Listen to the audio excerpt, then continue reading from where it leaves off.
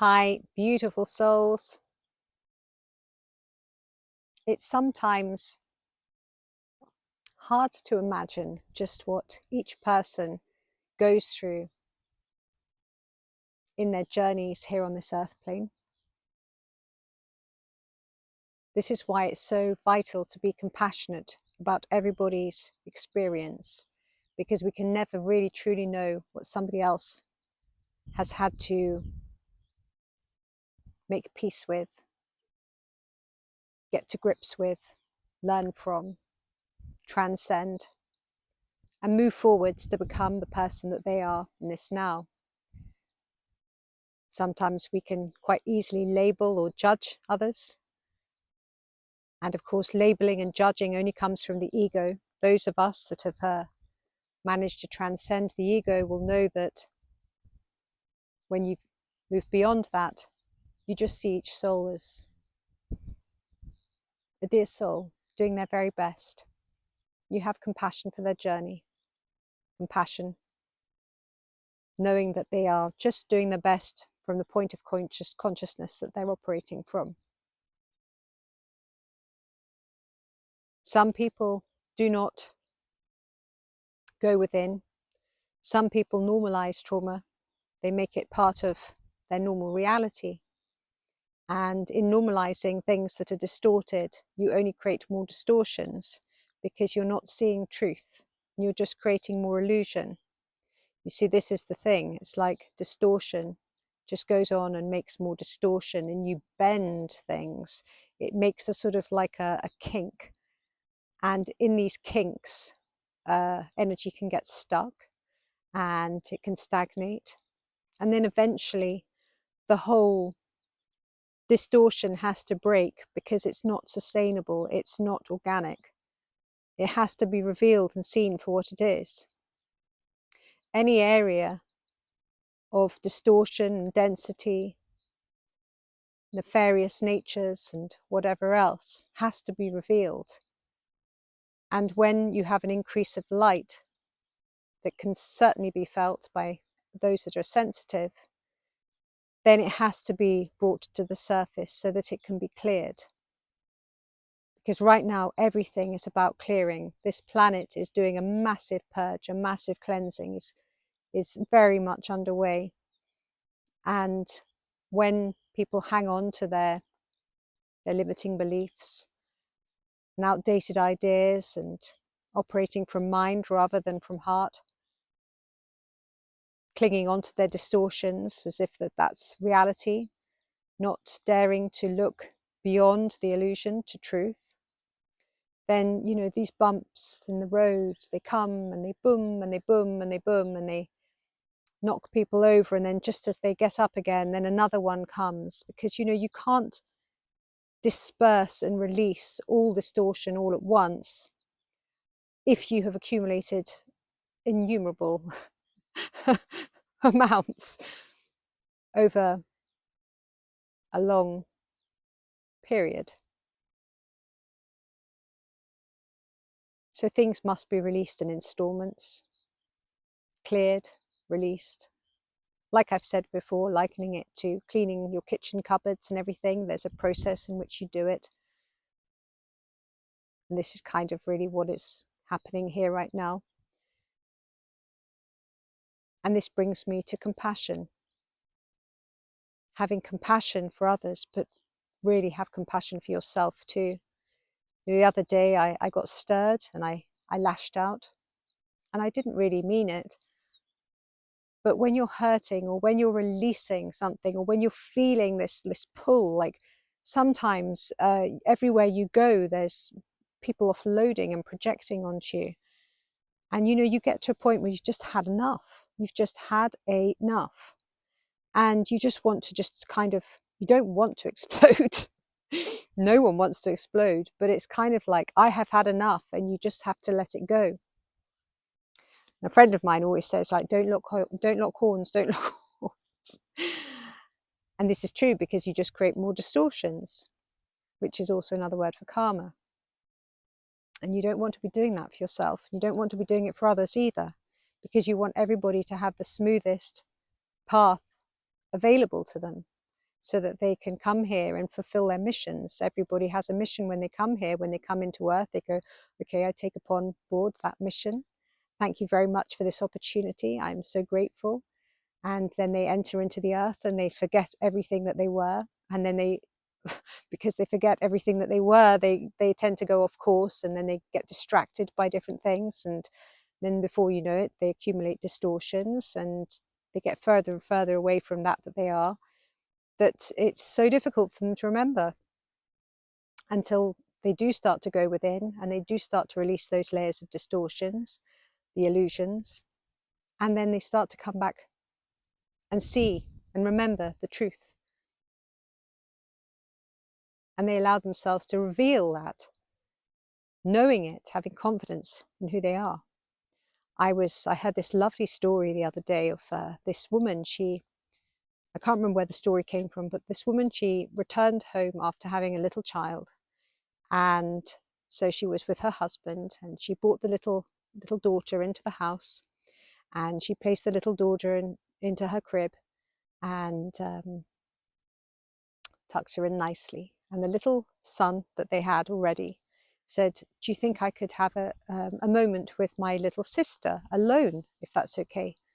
So the mother was like, that's interesting. But she went, okay, son, I'll let you have a moment alone with your little sister. So she, it's all right, Lanto. So she left the bedroom and let the little boy go and speak to his little sister, who was there curled up in her crib.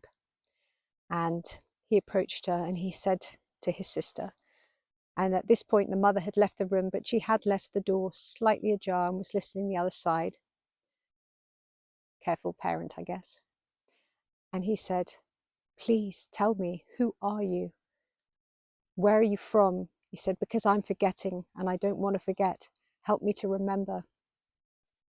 And when I heard that, I got the chills, like, that lovely feeling of like, oh my goodness, what a gorgeous little child asking his little sister, where are you from? Because you know what, I'm forgetting and I need to remember.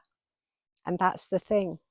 When we come in, we know we are magnificent. We know we are multidimensional beings of light. We know that we are wondrous. And then within time on this earth experience, we stop remembering all of that and forget the truth. We forget truth of our divinity and who we are and why we're here and the mission that we came to experience. Sometimes that mission just can be to overcome something, to love unconditionally, to express compassion, to rejoice in the listening of skylarks, maybe skylark conservation. I don't know. There's so many different missions and reasons why people experience Earth and wish to come through here to experience whatever it is. And it is a school. It is a school that you go through in remembering, but it's a multi-dimensional school. So it's not just like you have one mission and that's it. You have multiple missions because you are multi-dimensional. So the different aspects of you have different aspects of learning and experience that they come here for. And so the more awake you are right now, the more expansive you are in the way that you live from your heart, you garner wisdom from there, you go deep within from there, you realize yourself from there, and you make wise, loving communications with all, with compassion, knowing that everybody has got their stuff, and their stuff might look different to your stuff, but nevertheless, that's their stuff, and that stuff might have been very tricky for them, might have been incredibly tricky for them. And we can't ever compare anyone's stuff, even though sometimes we do unknowingly, without full realization of what we're saying. We can compare ourselves to others. There's always those human traits that we've practiced over a long time that can come back in, but we want to soften those, have forgiveness for when we become human again. Oh, well, I've been practicing being human for 50 years now, almost 51. So, you know, I forgive myself for making a little bit of a comparison there, or I forgive myself for this because, you know, there's no point beating anybody up. Don't beat yourself up. Don't beat others up. You know, when you say unkind things to somebody else, you can't take it back. You might not have meant it, but it's not going to help anything if you hate yourself for it. You just have to forgive yourself and say, you know what, that wasn't right. I forgive myself. Forgive myself. And hopefully the other person will also see it and forgive me too, because the more compassionate we are, the better we are able to heal each other. And so always have compassion for one another. It doesn't cost anything to be compassionate. It doesn't mean you have to keep accepting somebody's bad behavior or their outbursts or anything else like that. But it just means that you are able to rise above it and know it's nothing personal. When people lash out at you, it's got nothing to do with you, it's more to do with them and how things are for them, how things are showing up for them. So it's got nothing to do with you. The way to find out if anything is for you is to go within your heart and feel it from there, know it from there.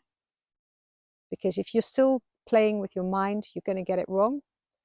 You're going to make distortions, and you're going to make wrong moves, take distorted avenues. And the best way that anybody can be living their lives is with compassion, with an open, loving heart, and going to feel from your heart your next move. What might my heart suggest I do right now? How would love react to this? How would love respond to this? What might love do? How might love speak? How might love act? Just slow it all down, slow it all down. When things become too fast, relax, slow it down, slow the time down. You can do this, you can stretch time. Time doesn't exist, remember that, it doesn't exist. But you can stretch it for your greatest good. You know, if something is happening and it all seems really fast, like deep breath, stretch it out, stretch out that time. Everything is energy. Allow yourself space. Allow yourself to feel what is being said before responding. And remember, infinite compassion to all beings, infinite compassion for everything, infinite compassion. I send you lots of love and joy. Have a beautiful day, and I will speak to you soon. My name is Zaza. Like, subscribe and share if you feel called to do so. Many blessings.